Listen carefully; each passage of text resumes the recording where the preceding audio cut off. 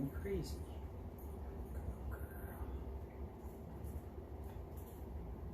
Okay, hello, my name is Kenny and I run a private practice in Fair Oaks, California, right near Sacramento, called Recovery Hill. The purpose of this video today is to go over something called grace and boundaries. It's something that I feel like is a must in having sustainable long-term sobriety and recovery, not just sobriety, but recovery. This here is Lois.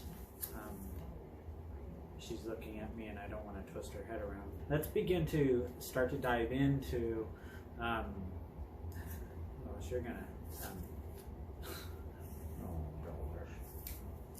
okay, well, let's begin to dive into this concept of grace and boundaries and why it's so important and how it's established. Lois, sit down. Good girl. Okay, so let's begin to go into the purpose of this video and why it's so important. The concept first came around was when I began to look into Dr. Dan Siegel's work, and if you guys don't know who Dr. Dan Siegel is, the guy's incredible. Dr. Dan Siegel has this concept of chaos and rigidity, and the way he kind of explains it, and I'm sorry if I'm going to brutalize this a little bit, these all mental health disorders is being able to be simplified and narrowed and funneled into two different categories, which is chaos and rigidity. So to look at diagnoses and say, okay, this diagnosis would fall within the realm of chaos, okay, this diagnosis would fall within the realm of rigidity. And it really does begin to help simplify things. And what happens when you look at those two funnels and they funnel down into each other, what you're looking at is affect dysregulation, which is the ultimate problem of the human condition. Okay, so let's begin to kind of parse some of this out. So you have chaos, and chaos is the feeling of being overwhelmed, being out of control. I have some notes over here that I'm going to glance toward. Out of control, feeling powerless, getting stuck in cycles where it feels like you can't get out of these cycles. It feels like maybe you're on this perpetual hamster wheel sort of thing. So that's kind of this easy example of chaos. Chaos is a world that is totally outside of your control, where you feel overwhelmed by it, and it's very much anxiety provoking. Now when we begin to look at rigidity, we begin to see the concept of trying to impose control, right? So you're really trying to impose control over your own life. You're trying to impose control over other people's lives. You're trying to impose control over the world around you. You're trying to make other people these actors in your play. You are extremely defensive, very inflexible, and very just kind of stuck in this black and white thinking, this way of living that makes you feel comfortable and safe. I'm right, they're wrong, that sort of thing. This very narrow way of living. Both chaos and rigidity can create symptomology that falls right in line with the window of tolerance of the hyperarousal or hypoarousal states.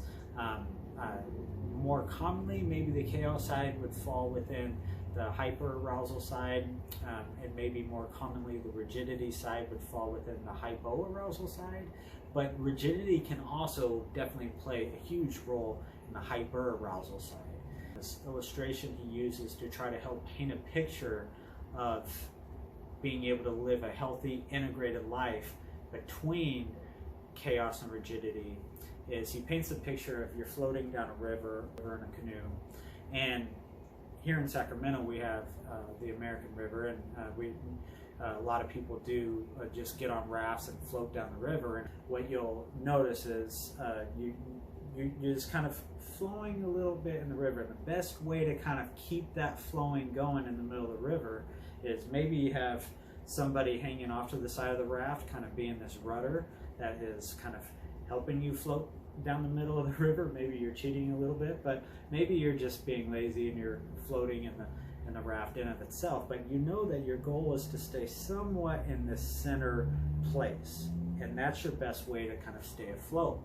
Well, what happens if you don't do that and you get too sucked into one side too closely, and let's say this is one bank over here, and you begin to float a little bit too close to the bank, Well, what happens is you can kind of get sucked into that bank a little bit. And the same with the other side. If you kind of get a little bit too close to that bank on the other side, you'll get kind of sucked into it. So what you try to do to avoid that is you do try to stay within the middle of this kind of ebb and flow. It would be unrealistic to think that you can keep one straight line down the river. That's not realistic. You're not going to make that happen. But you can try to keep this ebb and flow taking place in between. So if one bank represents chaos and the other bank represents rigidity, what Dr. Dan Siegel is saying, that's the problem. That's what is creating affect dysregulation. That's what's creating problematic symptomology, is people are kind of floating between these two extremes. Some people may float on this side and just stay stuck. Some people may float on this side and just stay stuck, on the side of chaos or on the side of rigidity. Some people do a great job of just kind of going in this world between the two extremes. I think it's a great illustration. So kind of continuing along with that illustration, some verbiage that I like to put in there for my clients is, okay, then what is this? If this is chaos and this is rigidity, then what is this? And what's this state where we're trying to stay in between here and we're going between there? What's this state? I would say that integrated state is grace and boundaries. I would say grace is the counterbalance to rigidity, and boundaries is the counterbalance to chaos, right? And if we have those healthy counterbalances, that's a good model to try to live in between, is the state of grace and boundaries. So grace is being able to appropriately adapt to a situation when it doesn't go your way, so that you don't freak out and you feel totally out of control. And so when life happens and it doesn't go your way and people aren't playing their acting role in your play in the way that you want them to play, which is inevitable, it's not going to happen, you can't control everything, and when life smacks you in the face and tells you you can't control everything, you begin to allow grace to take place, with boundaries helping the counterbalance of chaos. Then in that, instead of just kind of having this world that is totally out of control and just overwhelming and unlivable, we can begin to establish boundaries to establish some levels of control, begin to find things that you can have control of in your life and establish those things. So being able to integrate grace and boundaries as one is a very healthy, sustainable way of being. By living in between grace and boundaries, you can more successfully be connected to fluidity and nuance. Here you are in sync with feelings and rationality.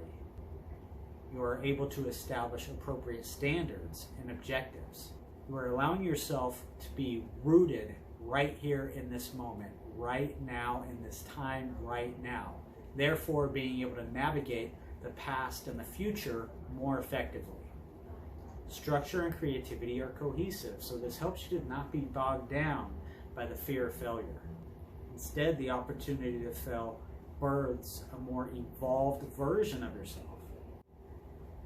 So I'm going to kind of close up this video before I start into a second part to help expand on this thought. I don't have time to do that right now, and I don't really know how to close this video right now. I'm trying to think of all these ways to close it, so I'm going to offer myself some grace and just close the video is what I'm going to do right now.